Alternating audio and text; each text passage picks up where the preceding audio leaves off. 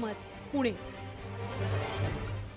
पुढे बोलूयात। काँग्रेस नेते राहुल गांधी यांची भारत जोडो यात्रा आज हैदराबाद इथे सुरू आहे आणि या यात्रेत राज्याचे माजी ऊर्जा मंत्री डॉक्टर नितीन राऊत सहभागी झाले, परंतु अफाट गर्दीत झालेल्या धावपळीत ते पडले।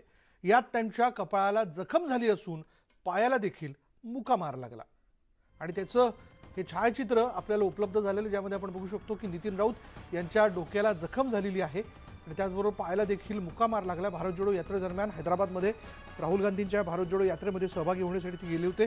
एकूण धावपळ झाली, त्या धावपळीमध्ये धक्का लागून ते पडले। अशावेळी डोक्याला त्यांच्या जखम झालेली आणि पायाला देखील मार लागला। त्याचं हे छायाचित्र आपण पाहतोय, ज्यामध्ये आपल्याला बघायला मिळू शकेल की रुग्णालयात ते बेडवरती आहेत, त्यांच्यावरती उपचार करण्यात आलेले, त्यांची प्रकृती ठीक आहे। याबद्दल अधिक माहिती आपण जाणून घेऊयात। आमचे प्रतिनिधी नरेंद्र मते आता क्षणाला आपल्याबरोबर आहेत। नरेंद्र, कशी आहे नितीन राऊत यांची प्रकृती?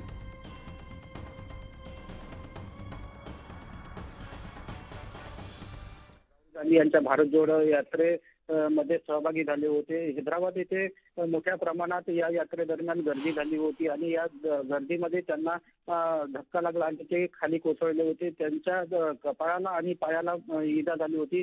कार्यकर्त्यांनी लागलीच त्यांना जवळच्या रुग्णालयात नेलं होतं आणि तिथे उपचार घेतले होते। त्यांची काही वर्षापूर्वीच त्यांच्यावर शस्त्रक्रिया सुद्धा झाली होती आणि अशातच त्यांना जे ही दुखापत झालेली आहे, त्यामुळे ते अजून तरी ते कोणत्याही त्यांना धोका नाही, सुरक्षित आहेत असं त्यांच्या निकटवर्तीयाकडून सांगण्यात आलं आहे। एकंदरीतच भारत जोडो यात्रेदरम्यान जी गर्दी झाली होती आणि त्याच्यामध्ये जो धक्काबुक्कीतून ते कोसळले होते, आता त्यांची प्रकृती स्थिर आहेत आणि ते डॉक्टरांच्या देखरेखीत आहेत।